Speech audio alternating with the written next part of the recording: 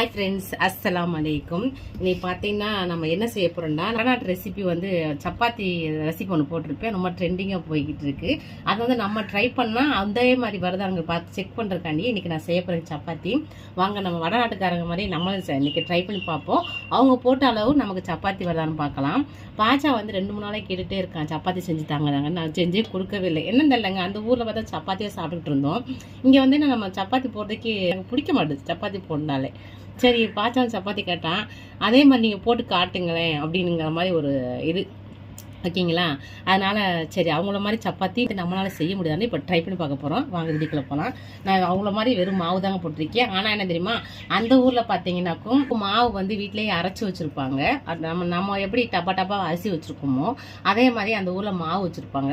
இப்போ நம்ம கோதுமை மாவுலாம் அவ்வளோவா அரைச்சிலாம் வைக்க மாட்டோம். ஆனால் நம்ம வீட்டில் அரைச்ச மாவு இல்லைங்க, நம்ம கடையில் வாங்கின பாக்கெட் மாவு ஆசிரியர் மாவு தான் போட்டிருக்கேன். அது எப்படி வரும்னு தெரில. அவங்கள மாதிரி நம்ம ட்ரை பண்ணி பார்ப்போம். நம்ம தேவையான அளவு மாவு எடுத்திருக்கேன். உப்பு சேர்த்துக்கலாம். அவங்களும் இதே மாதிரி தான் ட்ரை பண்ணாங்க. உப்பு சேர்த்து ஒன்றா மிக்ஸ் பண்ணியிருந்தாங்க. அவங்க ஆயில் எதுவுமே ஊற்றலை. தண்ணி ஊற்றலாம், இல்லை சுடுதண்ணி ஊற்றலாமா என்னமோ சொன்னாங்க. எனக்கு அவ்வளோ எதுவும் நமக்கு லாங்குவேஜ் பிரச்சனைனால நமக்கு ஹிந்தி அவ்வளோ புரிய மாட்டேதில்லைங்க, அதனால் தெரில. சரி அது மாதிரி பெரிய பாத்திரம் எடுத்துட்டேன். அந்த ஊரில் எப்படி பெரிய பாத்திரத்தில் சப்பாத்தி செய்வாங்களோ அந்த மாதிரியே பாருங்களேன், மாவுக்கு பெரிய பாத்திரம் ஒன்று எடுத்துகிட்டு ஒரு கோப்பை மாதிரி எடுத்துட்டேன். அப்போ தான் நல்லா நமக்கு மிக்ஸ் பண்ணுறதுக்கு பிசைறதுக்கு அவங்கள மாதிரியே ட்ரை பண்ணணுன்ட்டு இந்த இதை எடுத்தாச்சு. இப்போ நம்ம தண்ணி ஊற்றி உப்பு போட்டு மிக்ஸ் பண்ணியாச்சு. இப்போ தண்ணி ஊற்றிக்கலாம். அவங்க கொஞ்சமாக தண்ணி ஊற்றியே பிசைஞ்சிட்டு இருந்தாங்க. அதே மாதிரி நம்மளும் ட்ரை பண்ணுவோம். எனக்கு ஓரளவு முன்னாடி போட்டேன். இப்போ ரொம்ப நாளாக தச்சு விட்டுருச்சு. சப்பாத்தி நான் அவ்வளோவா செய்யல. சப்பாத்தி செஞ்சாலுமே சும்மா நம்ம ஊர் சப்பாத்தி மாதிரி 4 மடக்கி நல்லா ஆயில் ஊற்றி போட்டு எடுத்துடுறது. இந்த மாதிரி ட்ரை பண்ணவே இல்லை. சரி நம்ம அவங்க செஞ்ச மாதிரி நம்மளும் இப்போ நீங்கள் ட்ரை பண்ணுவோம் சொல்லிட்டு பண்ணிக்கிட்டு இருக்கேன். எப்படி வருதுன்னு பார்ப்போம். ஓகேங்களா. நீங்கள் பார்த்து கமெண்டில் சொல்லுங்கள், அதே மாதிரி வந்திருக்கா இல்லை அவங்களோட கொஞ்சம் கம்மியாக தான் வந்திருக்கு, நல்லா செய்யலையாங்கிறத நீங்கள் கமெண்ட் பண்ணுங்கள். சரி பார்ப்போம். அது சிஸ்டரோட பார்ப்பாங்க வீடியோ நினைக்கிறேன். நம்ம சரி அவங்களமா ட்ரை பண்ணுறோம் இல்லையா, அதை கூட பார்ப்பாங்க. நல்லா பிசைஞ்சிக்கலாம். அவங்க பிசைஞ்சு கையில் மாவு லாஸ்ட்டில் ஒட்டவே ஒட்டாதுங்க. அதான் அவங்களுக்கு ஹைலைட்டே. அந்த கோதுமை தண்ணி எவ்வளோ ஊற்றினா நல்லா அப்சர்வ் பண்ணிக்கிறோம். தண்ணி நல்லா உறிஞ்சிரும். இது எப்படின்னு தெரில, பார்ப்போம். முடிஞ்சாலும் நல்லா ட்ரை பண்ணி பார்ப்போம்.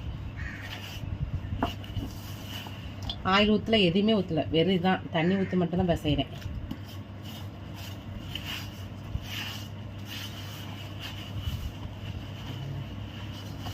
ஆனால் பெரிய பிசைஞ்ச நமக்கு நல்லா தான் இருக்குது. ஏன்னா நமக்கு பிசைறதுக்கு நல்லா வாட்டமாக நல்லா இருக்குது.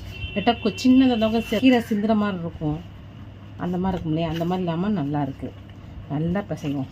நமக்கு எவ்வளோக்கு எவ்வளோ பிசைகிறோமோ அவ்வளோக்கு சப்பாத்தி சாஃப்டாக வருமா அப்படின்னு தான் இங்கே உள்ளவங்க சொன்னாங்க. ஓகேங்களா. தண்ணி ஊற்றி நல்லா பிசையலாம்.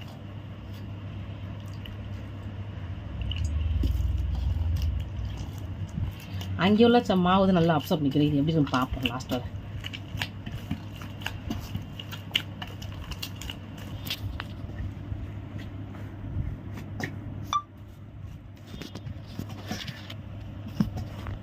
தண்ணி ஊற்றிருந்தேன், அது நல்லா பிடிச்சிருச்சு. இன்னும் கொஞ்சம் தண்ணி ஊற்றிட்டு நல்லா பிசைஞ்சு லாஸ்ட்டில் எப்படி மாவு இருக்குன்னு காட்டுறேன் நான்.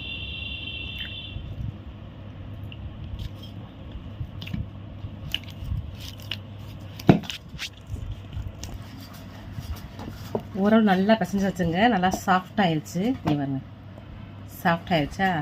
அதை அப்படியே அவங்கள மாதிரியே ஒரு 5 நிமிஷம் ரெஸ்ட்டு கொடுத்துடலாம். தண்ணி லைட்டாக தொட்டு மேலே தடவிட்டு, அவங்க தண்ணி தான் தடவை சொன்னாங்க, எண்ணெய் ஆயில் தடவை. அப்படியே ஒரு 5 நிமிஷம் ரெஸ்ட்டு கொடுத்துட்டு இப்போ பார்த்தீங்கன்னா நம்ம மாவு பிசைஞ்சு ஒரு 5 நிமிஷம் வச்சுருந்தோம். இப்போ பார்க்கலாம். மூடி வச்சுருந்தேன். கொஞ்சம் சப்பாத்தி போட ஆரம்பிச்சிடலாம். யாரும் நல்லாவே விட்டுதில்ல, ரொம்ப சாஃப்டாகிடுச்சு போல இருக்குது. இது கூட அதே கொஞ்சமாக மாவு போட்டுக்கலாம். மாவு போட்டு தேய்ப்பாங்க ஐயே. ஓகே, மாவு சேர்த்துக்கலாம். இப்போ அவங்கள மாதிரி நம்ம சப்பாத்தி செய்யறதுனால கீழே பார்த்தீங்கன்னாக்கும் நம்ம நகராத அளவுக்கு துணி விரிச்சுக்கலாம். கீழே துணி விரித்து வச்சோம்னா நமக்கு சப்பாத்தி கல் நகராதான்.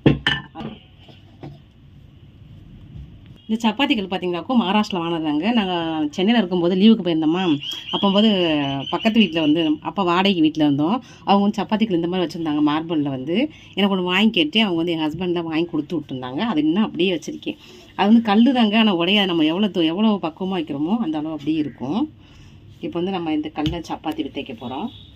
அவங்கள மாதிரி வருமானு தெரியல, ட்ரை பண்ணுவோம். ஸ்டவ் ஆன் பண்ணி தோசை காயட்டும், சிம்மில் வச்சிடலாம். நம்ம அவங்க வந்து மாதிரி எடுப்பாங்க, குட்டி குட்டியாக போட்டுருவோம், பெருசாக போட முடியாது. மறந்தும் போயிட்டேன், இருங்க வரேன். இந்த இது இருக்கட்டும் இப்போதைக்கு. ஆயில் வந்து ஊற்ற மறந்துட்டேன். ஆயில் வந்து ஒரு சைடில் ஊற்றி வச்சுப்பாங்க, ஓகேங்களா? மறந்துட்டேன். இப்போ வந்து நம்ம உருண்டை போட்டாச்சு. நம்ம எப்படி போடுவோம் உருண்டை அந்த மாதிரி தான் போட்டிருக்கேன், ஓகேங்களா? இதை வந்து லைட்டாக தேய்ச்சிக்கிட்டாங்க, ரொம்ப இல்லை, சும்மா லைட்டாக. தண்ணி ஈரமாக ஒட்டுது, அதெல்லாம் எப்படி போட போகிறேன்னு தெரில, பார்ப்போம். இதில் வந்து ஆயில் தடவிக்கலாம். ஆயில் தடவிட்டு இப்படி செய்வாங்க. இது இப்படி மடக்கி மடக்கி விடுவாங்க.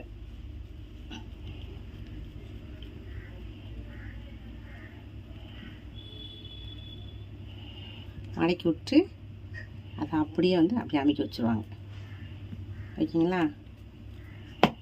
ரவுண்ட் ஷேஃபில் அழகாக வச்சுருவாங்க. இப்போ மாவு தொட்டுக்கலாம். அவங்க ஆயில் தட மாட்டாங்க, மாவு வச்சே தான் செய்வாங்க. நமக்கு மாவு வருதான்னு தெரில, ட்ரை பண்ணி பார்ப்போம். ஆனால் என்ன தெரியுமாங்க, அவங்க வந்து பிரட்ட மாட்டாங்க, அப்படியே செய்வாங்க. அவங்கள மாதிரி என் ஊட்ட வராது, ட்ரை பண்ணி பார்க்குறேன்.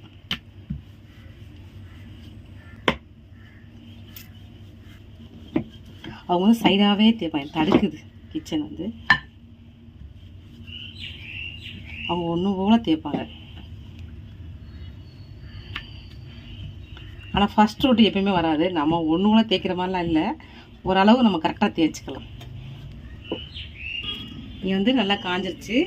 கொஞ்சம் ஆயிலை வந்து லைட்டாக தெளிச்சு விட்டுக்கலாம், அவ்வளோதான். அப்படியே சேர்த்துக்கலாம். இப்போ ஒரு ரொட்டி ரெடி ஆகிட்டு இருக்கட்டும், நம்ம அடுத்த ரொட்டிக்கு ரெடி பண்ணிடலாம். ஃபஸ்ட் ரொட்டி சரியாக வராது, செகண்ட் ரொட்டி நல்லா வரும்னு நினைக்கிறேன், பார்ப்போங்க. ரொட்டி போட ரொம்ப கஷ்டம்தான். அவங்க வந்து டக் டக்வாங்க அவங்க ரொட்டி வந்து. நமக்கு அது கஷ்டமாக தான் இருக்கும். அப்படியே அமைக்க வச்சுருவாங்க. லைட்டாக திருப்பி போட்டுலாம். கீழே வந்து லைட்டாக ஒரு மாதிரியாக இருக்கும். ஆனால் அந்த ஊரில் மினிமம் கைட்டை தான் போடுவாங்க. எனக்கு கைட்டை போடுற பழக்கம் இருக்குது, அது தெரியும். அந்த இது நான் கரெக்டாக தான் வரும்னு நினைக்கிறேன். ரொட்டி வந்து லைட்டாக பபுள்ஸ் வருது, பார்ப்போம். இப்போ நம்ம இதை பிரட்டி போட்டுடலாம். பிரட்டி போட்டு இப்படி கிட்ட பொங்கி வருது பாருங்கள். இது ஆரம்பிச்சிருச்சு, ஓகேங்களா? ஏய் சூப்பராக கட்டுறது. ஏன் பாருங்க, செம்மையாக ரொட்டி வந்துருச்சு பாருங்கள். அப்படி இந்த ரொட்டியை வச்சு, இது ஃபஸ்ட் போட்ட ரொட்டியா? ஃபஸ்ட் போட்ட ரொட்டி அவங்களுக்கு அவ்வளோவா சீக்கிரம் வராது, ஓகேங்களா? லைட்டாக எண்ணெய் வச்சுக்கலாம், எண்ணெய் தேவையில்லை. இப்போ அடுத்த ரொட்டி போட்டு பார்க்கலாம்.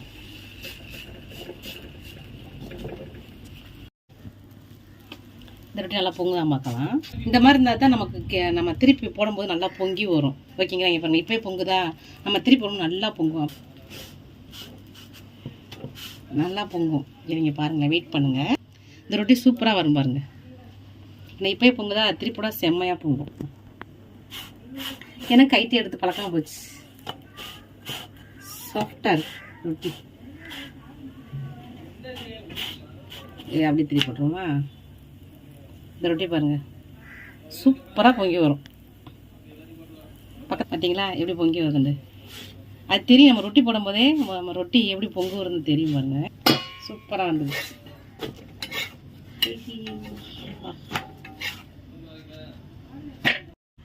அவ்வளோதாங்க, போட்டு கிட்டத்தட்ட போட்டு முடிச்சாச்சு. கொஞ்சம் தான் இருக்குது. நீ வாங்க எப்படி பொங்கி வருதுன்ட்டு.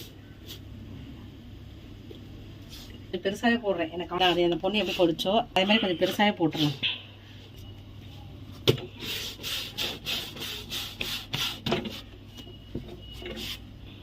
போட்டு முடிச்சாச்சு.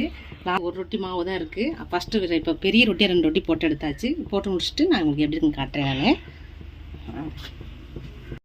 அதான் லாஸ்ட்டாக ஒன்று போட்டோமா, லாஸ்ட்டாக போட்ட வந்து பெருசாக போட்டோம் பார்த்தீங்களா, அதுவும் நல்லா பொங்கிடுச்சு. லாஸ்ட்டாக இருக்குது, முடிஞ்சிச்சு. மாவு வந்து எல்லாம் போட்டு எடுத்தாச்சு. இதையும் நம்ம போட்டு எடுத்துலாம். ஆனால் நல்லாவே பொங்கி வருது பாருங்களேன்.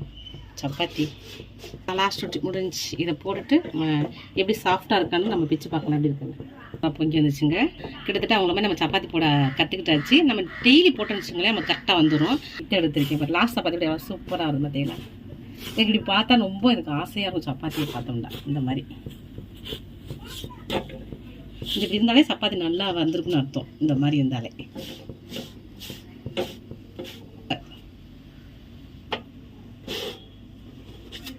இப்போ பார்த்தீங்கன்னா நம்ம சப்பாத்திலாம் போட்டு எடுத்தாச்சு.